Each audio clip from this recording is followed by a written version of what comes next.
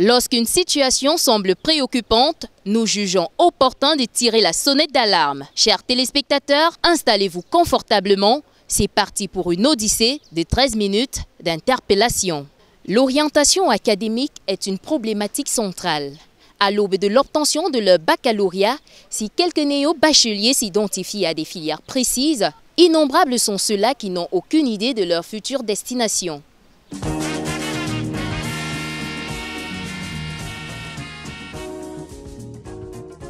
Le grand reportage de cette édition de 13 minutes d'interpellation retrace le film de la période d'après-bac, de la proclamation des résultats aux inscriptions à l'université, en passant par les cours de préparation. Après-bac, vers quel rivage? Un sujet signé de Karine Okomo. Le baccalauréat de l'enseignement général a livré son verdict sur l'ensemble du territoire national. Ici, au lycée de Nsaméfoulane à Yaoundé, comme partout ailleurs, l'on peut percevoir des scènes contrastées de liesse et de tristesse. À notre micro, un lauréat ne tarde pas à extérioriser sa joie. On ne peut que dire un sentiment de joie, ça fait déjà une accession à un grand monde. C'est ça que tout le monde dit. D'autres personnes définissent le bac comme bienvenue au chômage, mais c'est quand même déjà bon d'avoir eu son bac pour pouvoir essayer de travailler demain.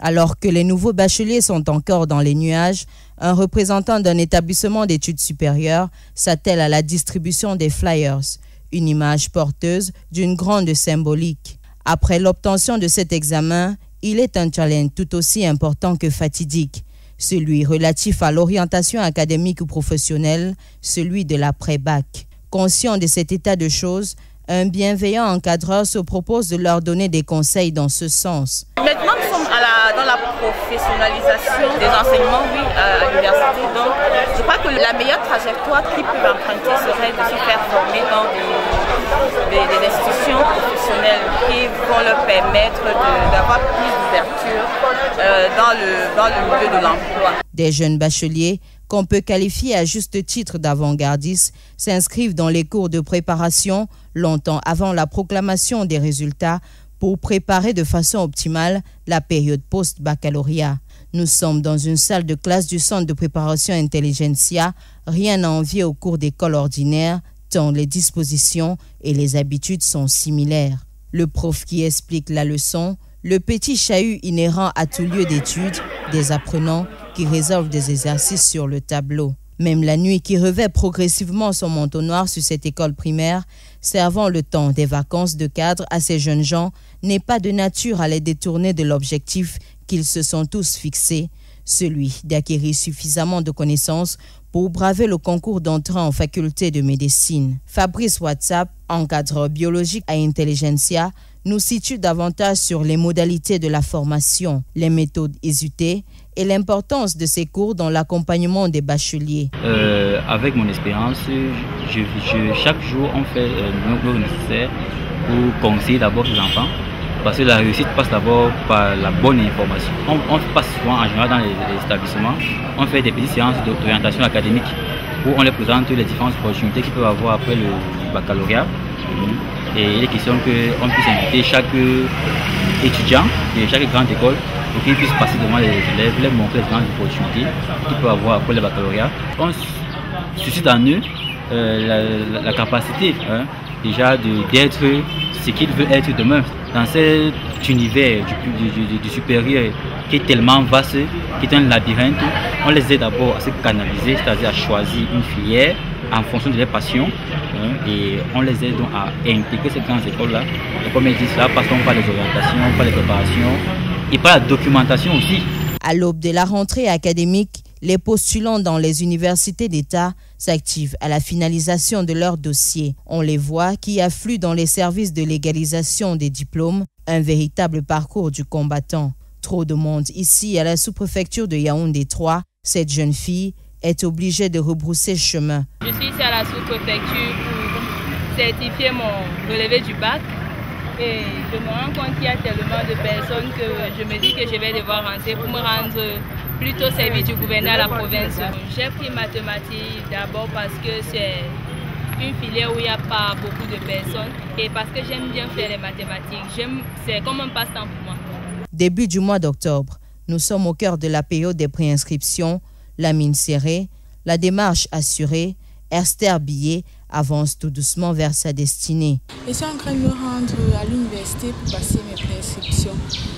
Je viens d'avoir le bac A4 espagnol et j'aspire à devenir professeur de français. Parce que dès ma tendre enfance, j'aimais beaucoup cette langue. Et depuis le secondaire, j'attribuais d'excellentes notes en français et je lis également beaucoup. C'est pourquoi j'essaye de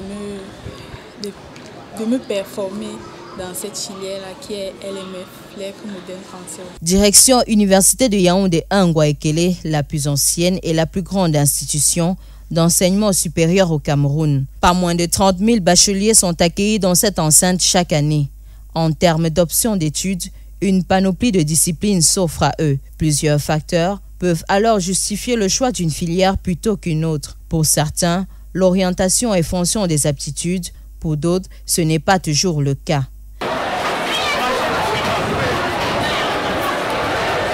L'université de Yaoundé 1, ou plutôt Ngoa, la pierre, en dialecte Ewondo, est très souvent perçue comme le cimetière des bacheliers. Pour reprendre le titre d'un roman de l'écrivain camerounais François Kémé, leurs rêves s'envolent au gré des difficultés d'acclimatation ou de l'échec à certains concours. Pour mes premières années à l'université, elles n'ont pas été faciles.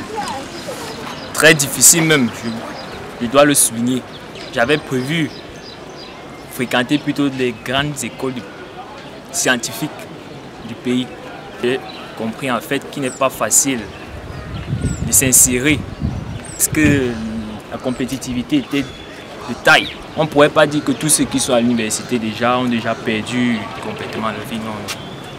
À l'université, on voit des docteurs, on voit des professeurs même qui sont capables d'époustoufler le monde tout entier. Donc, l'université même est le cime de la connaissance. Donc, je donne conseil à tous mes cadets de prendre conscience de tout cela et de se mettre vraiment au travail. Guidés par le suivisme, les exigences parentales ou encore le dépit, l'orientation académique et professionnelle des élèves nouvellement admis au baccalauréat se détourne de plus en plus du chemin de la vocation. Et vous, vers quel rivage a accosté le navire de votre après-bac? Ce grand reportage nous a replongé au cœur de la fatidique question de l'orientation universitaire. Laquelle question nous apparaît toujours complexe. Afin de faire amplement la lumière sur celle-ci, l'équipe de 13 minutes d'interpellation s'est rapprochée de Guy Degroy. Voici l'avis de l'expert.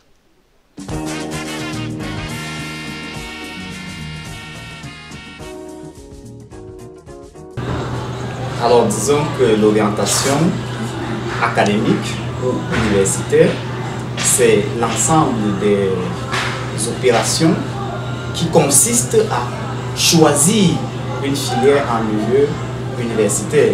C'est l'action pour les élèves de devoir opérer un choix en termes de formation universitaire dans une des filières proposées par les universités ou alors l'université choisie. Disons que plusieurs déterminants influencent le choix de l'orientation académique ou universitaire. C'est ainsi qu'on peut retrouver plusieurs catégories de choix. Il y a donc une première catégorie de néo-bacheliers qui peuvent s'orienter par vocation, du moins parce qu'ils ont un goût pour la filière choisie, c'est-à-dire qu'ils ont toujours eu la passion peut-être pour le français, pour l'histoire, pour la géographie. Et alors ils se décident de choisir cette filière conséquemment à la vocation pressentie.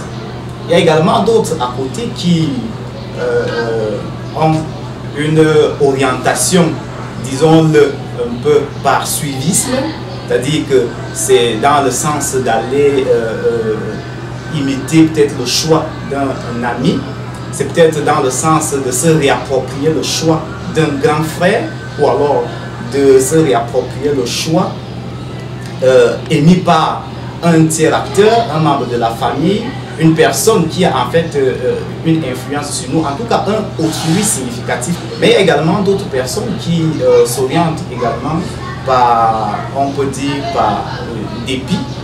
Autant dire que n'ayant pas peut-être la possibilité de faire une filière qu'il a rêvé, ou alors parce que la filière à laquelle il aspire n'est réellement pas peut-être dans notre contexte, ou alors elle nécessite un certain nombre de fonds qu'il ne peut pas toujours mobiliser, il s'oriente vers une filière par dépit.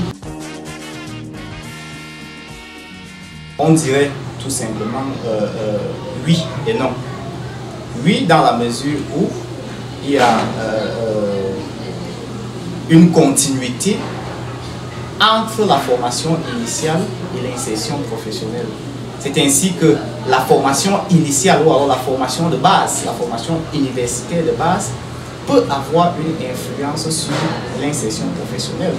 Il faut également dire qu'il n'y a pas toujours une relation linéaire, une relation de cause à effet entre la formation initiale et l'insertion professionnelle. C'est ainsi qu'on peut avoir un background universitaire dans un domaine et finalement se retrouver dans une profession qui n'a véritablement rien à voir avec les compétences qu'on aurait acquises en formation initiale et donc dans notre formation universitaire.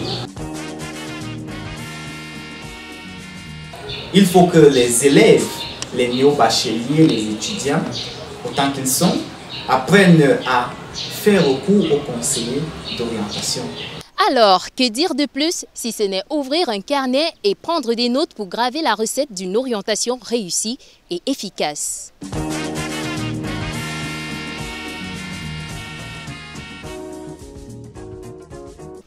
L'exemple est le plus éloquent de tous les sermons, rappelait utilement Jean-Luc Delessert.